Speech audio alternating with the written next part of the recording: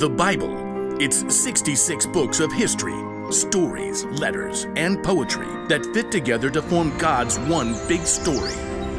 The epic adventure of how He created us and loves us so much that He made a way to rescue us.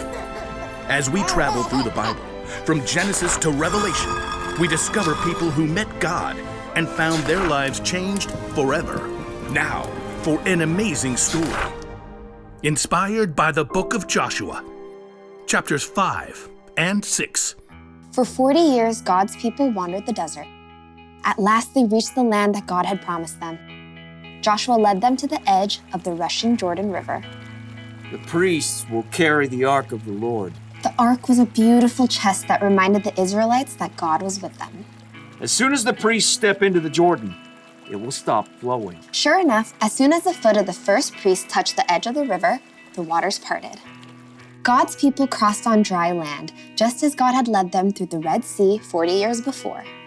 God did this so that all the nations on earth would know that He is powerful. Soon after, the Amorites and Canaanites living in the land had heard what God had done. Fearful, they retreated back to their towns, including the high-walled city of Jericho. Oh, great. Like, how do we fight them now? God will show us the way. That evening, Joshua left camp and snuck toward Jericho. The walls loomed impossibly strong. So tall. As he turned, Joshua saw a man standing nearby holding a sword. Who are you? Are you on our side or the side of our enemies? I have come as the commander of the Lord's army. Joshua knelt down, face to the ground. What message does my Lord have for me? Take off your sandals.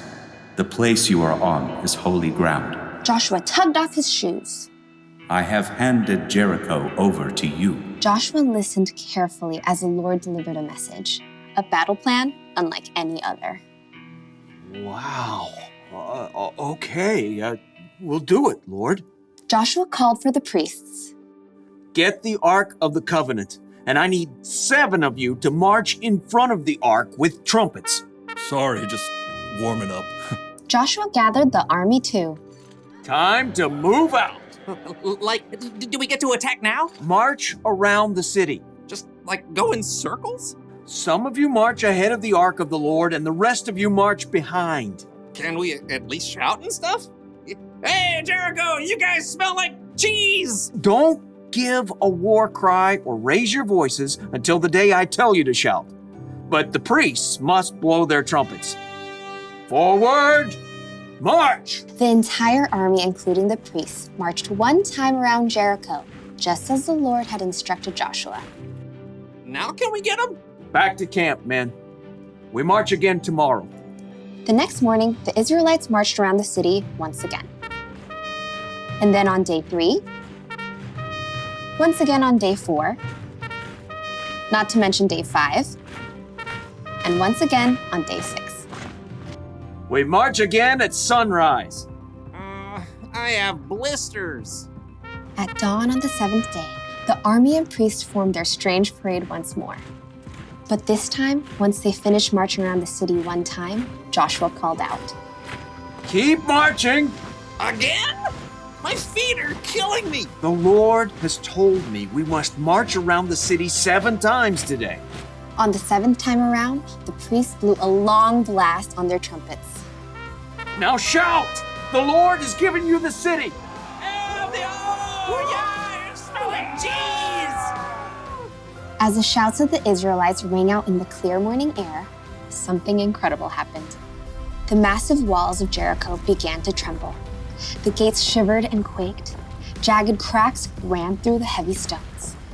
Rocks began to tumble from the tops of the walls. Little rocks, large stones, giant boulders, until at last the walls collapsed, crashing in on themselves. The ground quaked, and plumes of dust burst into the air. As the air cleared, the Israelites stared in amazement. The city of Jericho stood wide open. Take the city! With nothing standing in their way, the Israelites charged right in.